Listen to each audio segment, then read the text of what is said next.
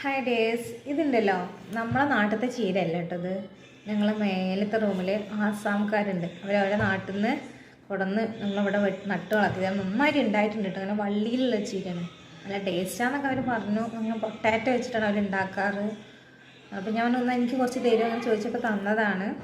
ഇതാ കണ്ടോ, ഇത് എന്താണ് ഇതിൻ്റെ ടേസ്റ്റ് ഒന്നും അറിയില്ല. പിന്നെ ഉണ്ടാക്കി നോക്കേണ്ടത് എന്താവും എങ്ങനെയാവും എന്നറിയില്ല. ഒരു പൊട്ടാറ്റോ വെച്ചിട്ടാണ് ചെയ്യുന്നത് പറഞ്ഞു. ഞാൻ അങ്ങനെയല്ല, നമ്മൾ സാധാ ഇങ്ങനെ തോരൻ ഉണ്ടാക്കുന്നത് അതുപോലെയാണ് ചെയ്യാൻ പോകുന്നത്. കാണിച്ചിട്ട് എന്തൊക്കെയാണ് ചെയ്യേണ്ട വിധം കേട്ടോ. ഓക്കെ, ചീര കരിയുമ്പോഴേ കുനുകുനായി ചെറുതാക്കി അരിയണം, വേഗം വെന്ത് കിട്ടാൻ നന്നാകും. അപ്പോൾ ഞാൻ കുനുകുനായിട്ട് അരിയണുണ്ട്, ചെറുതാക്കി അരിയാണ്, എന്നാൽ പെട്ടെന്ന് വെന്ത് കിട്ടിക്കോളും.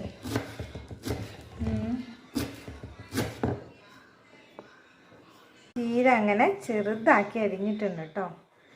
ഞാൻ തേങ്ങയും പച്ചമുളകൊക്കെ ചതച്ചിടണമെന്നാണ് വിചാരിച്ചത്. ഇനി ഉള്ളിൽ മൂപ്പിക്കുകയാണ് കേട്ടോ. അതെങ്ങനെ ഉണ്ടാവുമെന്ന് നോക്കട്ടെ. ചെറിയ ഉള്ളിയിലാണ് കേട്ടോ ചീര താളിക്കുന്നത്. തോരൻ പോലെ തന്നെ അങ്ങനെ വെള്ളമില്ലാതെ നമ്മൾ വറ്റിച്ച് വെക്കുമല്ലോ, അതുപോലെ തന്നെ ചെയ്യണേ. വെള്ളമില്ല, ഇല കഴുകിയപ്പോൾ ഉള്ള വെള്ളമാണേ, വെള്ളമാണ്, അല്ലാതെ ഇങ്ങനെ വെള്ളം ഒഴിച്ചിട്ടില്ല. ചെറിയൊരു കാന്താരി മുളക് ഇട്ടിട്ടുണ്ട്, കുറച്ച് ഉപ്പും, അത്ര ചെയ്തിട്ടുള്ളൂ. ഇത് അടച്ച് വെച്ചിട്ട് വേവിക്കാം. നമ്മളുണ്ടാക്കിയ ചീര കേട്ടോ. ഇതിൻ്റെ ടേസ്റ്റ് എന്താണെന്ന് ഉണ്ണിയേട്ടൻ പറയും. ഉണ്ണിയേട്ടാ, ഇതെങ്ങനെ ഉണ്ട് ടേസ്റ്റ്?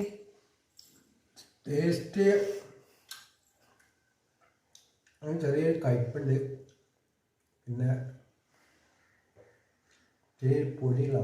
പൊടിയുള്ള പോലെ രസമില്ല.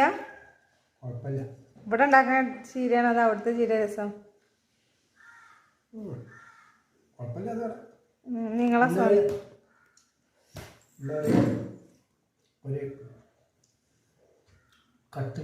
കട്ടോ? അത് അരിഞ്ഞപ്പോൾ തന്നെ ഉണ്ട്. ഇതാ ഇത് ഉണ്ണിയായിട്ട് ഉണ്ടാക്കിയ സ്വന്തം അച്ചാർ. എന്തൊക്കെ ചെയ്തെന്ന് പറഞ്ഞു കൊടുത്താണ്. ഇതൊന്നുമില്ല, ചെറുതായിട്ടുള്ള പരിപാടികളാണ്. എന്തൊക്കെയാണ് പറ. അച്ചാറ് ഇടാൻ വേണ്ടിയിട്ട് ശ്രീകുട്ടി ഇതായിരുന്നു.